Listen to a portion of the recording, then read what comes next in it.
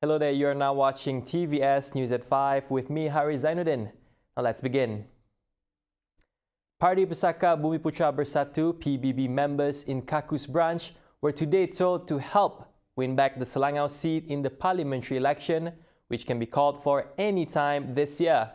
PBB Deputy President Dato' Ahmad Douglas UGGAH made the call when officiating the branch triennial delegates meeting today. The rural Iban majority seat was won by Baribian from the PKR before ditching it to join a local opposition party, Parti Sarawak Bersatu. UGGAH said the people of Selangau are now left in the lurch as they need developments and progress the most because of the mistakes that were made. He further added that if GPS secured the seat, more development plans could be brought to the area. Meanwhile, on PBB, UGGAH reminded members that the future would soon be full of challenges. This would be more so with the advancements in technologies, especially internet connectivity. Also present at the meeting were Senator Dato' Dr. Nuing Jeluing and political secretaries to Sarawak Premier Dr. Richard Rapu and Petrus Igat Matius. Autistic individuals living among the community still chose to live in the shadows and not make their problems heard. According to Deputy Premier of Sarawak, Dato' Sri Dr. Sim Kui Hian, the stigma and perception that the community has towards the group is the main factor to why autistic individuals face trouble in dealing with the outside world.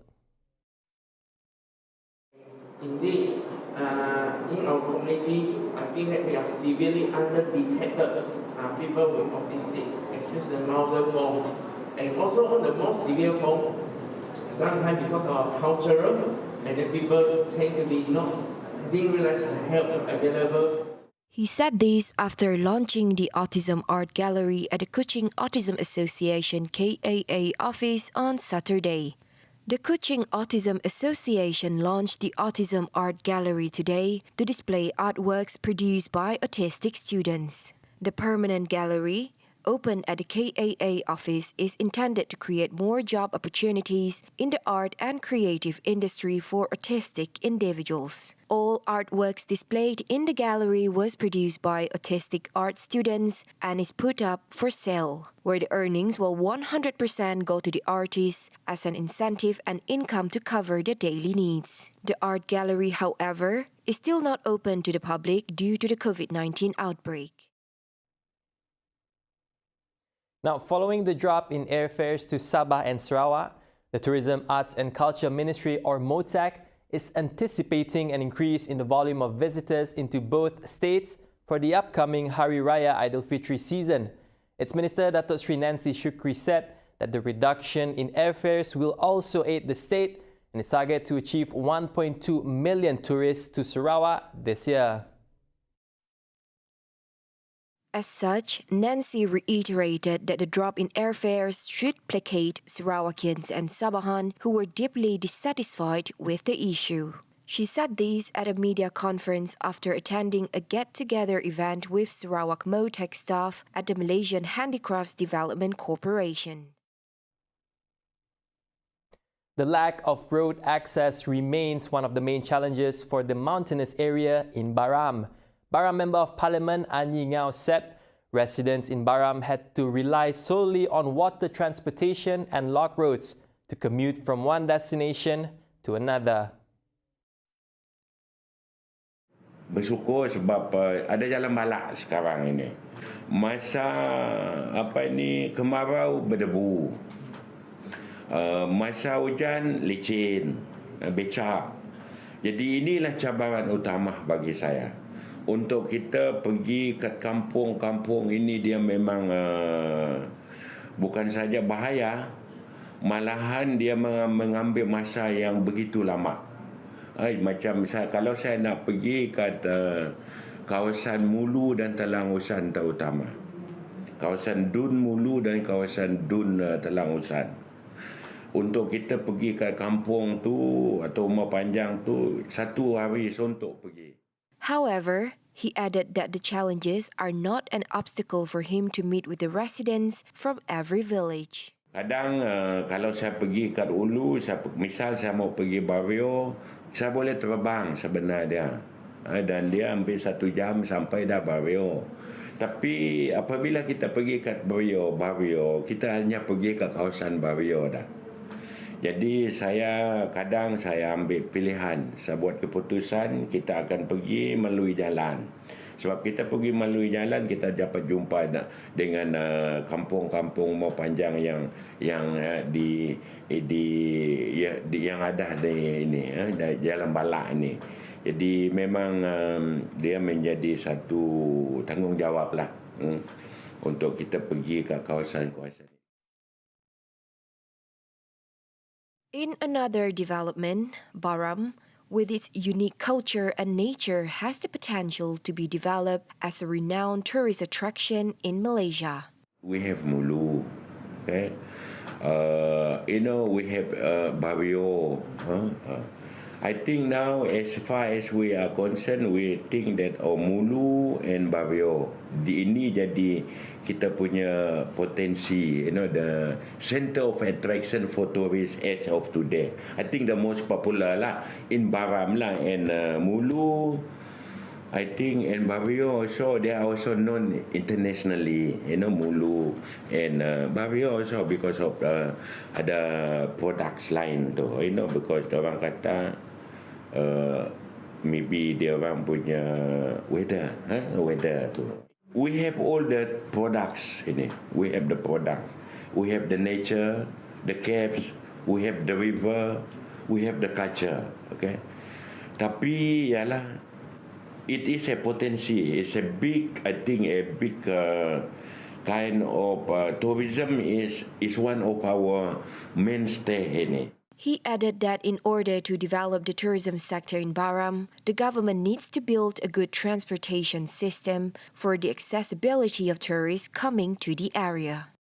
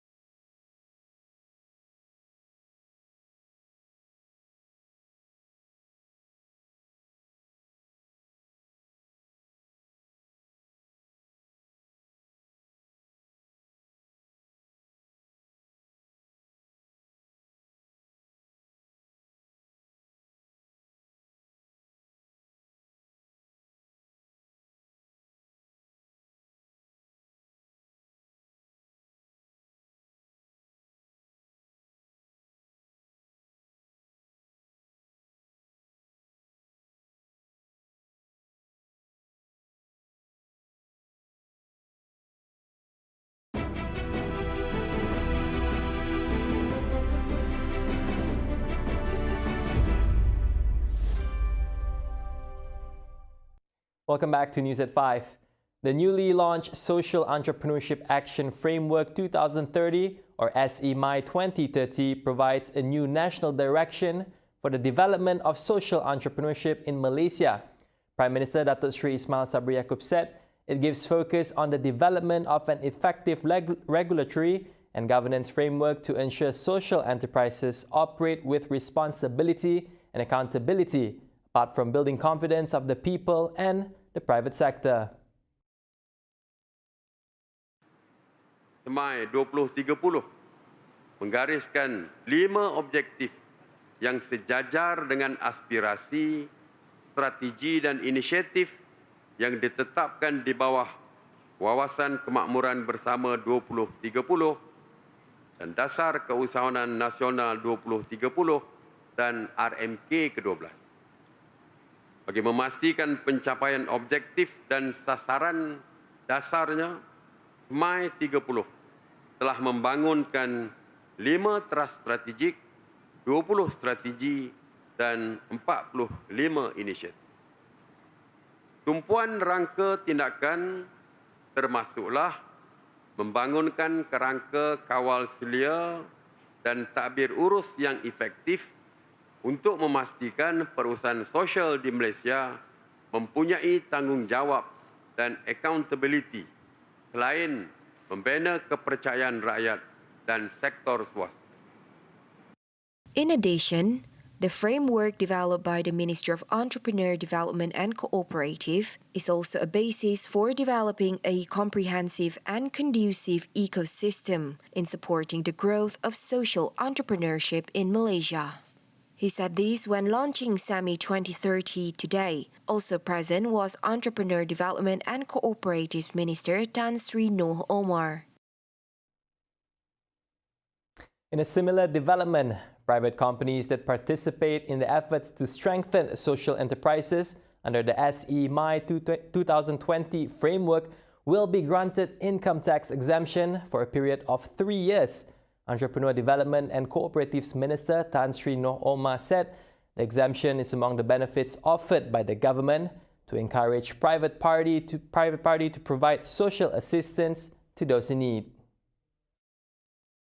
Adding to that, he said that although the government has provided various assistance to those in need over the years, however, support from private party is still needed to ensure continuous protection. Noh added that to get an exemption, the company must first be assessed. He explained that the ministry has not set any criteria for participation as long as the objective of the company is to give a positive impact to the target groups such as the B40 groups, single mothers, the indigenous communities, ex-convict and drug addicts. Through SAMI 2030, the government also hopes to increase the revenue of the national social enterprises to 2.6 billion ringgit in 2030. Now wrapping up the 5 p.m. news, South Korea resumed a vertical marathon on Saturday, April 23rd, in the country's highest building after a 2-year hiatus due to the pandemic. The 2022 Skyrun Marathon at the Lot World Tower in Seoul was held to raise funds for a charity to help children who have difficulty in walking. The 2022 Skyrun hosts about 800 runners, including family members of disabled children, climbed 2,917 steps to the finish line on the 123rd floor of the skyscraper. 저기 2019년도에 이런 대면 마라톤 대회하고 뭐 처음이거든요. 그러니까 3년 만에 처음 뛰는 거예요. 그래서 너무 기분이 좋아요. 빨리 코로나가 없어지면 좋겠지만 힘들더라도 이런 대회가 많이 생겨서 뭐 좋은 일도 하고 뭐 참가자들한테는 뭐 어떻게 보면 건강도 챙기고 좋은 체험을 할 수 있어서 앞으로 이런 데 많이 생겼으면 하고 내년에도 하면 꼭 참가하고 싶어요. The annual vertical marathon was started in 2017, but had been suspended for the last 2 years due to coronavirus outbreaks. People are still required to wear a mask, but South Korea lifted almost all of its COVID-19 precautions on April 18th in a major step towards a return to normal life. The building is 555 meters high and the world's 5th tallest building as of 2021. That will be all the time that we have for the 5 p.m. news today. I'm Hari Zainuddin. It's been a pleasure.